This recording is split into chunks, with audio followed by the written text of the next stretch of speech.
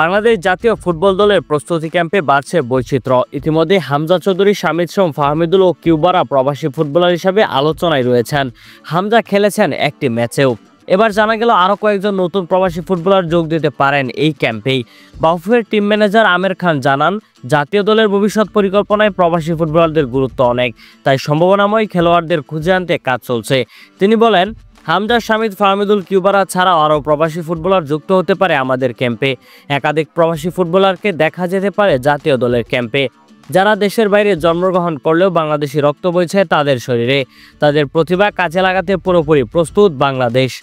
আগামী সিঙ্গাপুরের বিপক্ষে আন্তর্জাতিক ম্যাচে মাথায় রেখে দল সাজাচ্ছে কোচ।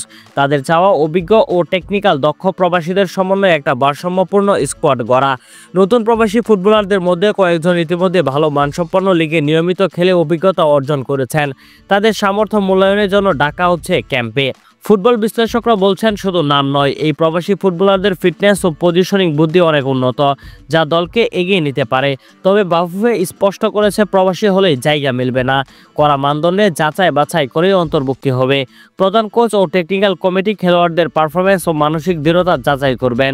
পরীক্ষিত হলে তবেই তারা জাতীয় দলের মূল স্কোয়াডে সুযোগ পাবেন।